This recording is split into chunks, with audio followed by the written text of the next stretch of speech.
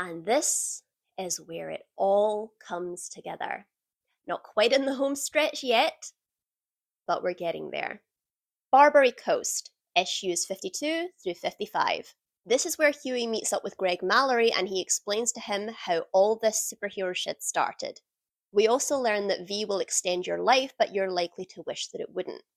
It's for this reason that despite how he looks, Mallory was a captain in World War II who came face to face with Senator Bush and a Vought executive who have come to announce a new initiative that's bound to assist them on their road to victory. Right before the Battle of the Bulge, no less. Mallory states what should be obvious but is often not considered in superhero media, and also what the 9/11 incident in this world teaches us. Power would not instantly mean you know what the hell you are doing, and it certainly would not mean you would be a good soldier. In fact, the more flashy elements that are often in superhero powers would actually be very difficult to fit into regimented battle. Sometimes I don't know why YouTube recommends me certain things, but since I started working out, I've obviously gotten a lot of content surrounding workouts and fitness science and the like, but strangely enough, I've also been recommended a lot of military content, some of which being the fitness test that various countries get you to pass in order for you to be accepted into whatever military body you're applying for. And one thing that I've noticed is that it is rarely the strongest men that make the best soldiers. He is a big guy, but muscle means nothing on these tests. This is going to humble him because he is not going to be used to doing these sort of tests. Obviously, there is a certain level of fitness everybody must have, and the more elite the soldier, the higher the level. But even at that elite level, it's more about being able to work with your comrades in difficult and stressful situations, not to mention keep your head in those situations, and also do whatever job the regiment you're applying for needs you to do. So with all this in mind, Mallory is obviously pretty pissed about having this dumped in his lap. He tries to explain to the ever-smiling, clueless senator and the disinterested Vought executive exactly why this won't work until he finds out that one of them flew up to search for the enemy, which was a profoundly dumb idea because now the Germans know their position and massacre them, leaving only Mallory alive, giving him a lifelong distaste for superheroes. So you can see why when Vought tried to pitch them to the world again, he was first in line to create an opposition. He thought for a while that his experience was just one freak incident, and since there was a new enemy, Russia, to worry about, and his new job in intelligence left no room for distractions. Eventually, though, Vought brings them back and rebrands them as crime fighters, leaving anything in relation to the military out of it. But just at that moment, the Korean War breaks out. And that, coupled with the Cold War, means American intelligence just didn't have the resources to commit to keeping an eye on a bunch of colourful corporate-owned celebrities. Plus, with the disaster that their initial attempt was, they were very careful to leave anything in relation to the military out of it, but Mallory could see them worming their way into the public consciousness as heroes, wrapping themselves in the flag, so to speak. And he knew that they had an angle. They were playing the long game. We also get treated to the reality of what soldiers are faced with when their governments choose the lowest bidder. The cost of doing business? The lives of hundreds of young men who, no matter how good a soldier they were given useless weapons because their government wanted to save a few bucks. But it cost them enough soldiers that Vought are brought to task by the government. Cause and effect, so wouldn't you know it, it is a thing. And Vaught's answer is to bring out Homelander, again with the view of slowly worming their way back into military contracts because that is where the money is. This is also how the Legend got involved with what would eventually become the Boys, as his son was killed in this incident. We also find out that Vogelbaum didn't in fact kill himself and was taken to work for the CIA by Mallory, partially out of utility, partially out of pity.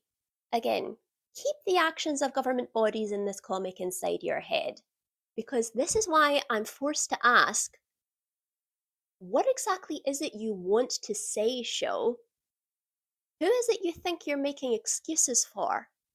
He commissions the man to create a version of V that would increase strength and endurance, but no flying, no invulnerability, no flashy shit. Just people who could go stronger and longer.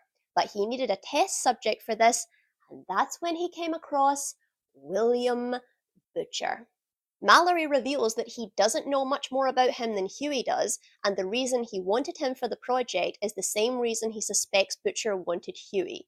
He wanted someone for whom this was not just a job. He wanted someone for whom this was intensely personal. He wanted someone who ate, slept, and breathed this crusade. But governments have backers, and the wheel of American capitalism keeps turning, no matter who is in the seat of American power. More later on how the best line in the comic was torpedoed and rendered utterly meaningless. Mallory also talks about an incident that triggered Frenchie involving kids that Vought was experimenting on, and Billy is of the opinion that, well, they would have just become the enemies the boys would have ended up fighting anyway, and that triggers a kind of kill baby Hitler debate. We also get the uttering of the line that encompasses Billy's character. With great power comes the absolute certainty that you'll turn into a right cunt. Another meaningful and impactful line that the show managed to torpedo because people don't like Ennis's ethos on superheroes, so it was turned into a throwaway gag line that was also rendered utterly meaningless. Billy here is talking about everyone. The government, the CIA, even the boys themselves are no different. They're not the underdog anti-heroes going up against the actual bad guy. They are the bad guys. And in the end, Mallory knows exactly what he's unleashed upon the world. A man who likes killing, to whom he has delivered a never-ending, self-sustaining war. And that is when Hughie lets him have it. He also has more of an opportunity to be brave, like when he disobeys Butcher. Before the series is over, he's standing up to Billy Butcher, which takes him about 6 years worth of comics to get to that same point. He says the man is a fake. He is no great loyal American man doing good through means of bad for Uncle Sam. Cough, cough. He is just another Ivy League educated prick who thinks he knows better. Surprisingly, Mallory sees this as a kind of hope for Hughie, and they part ways.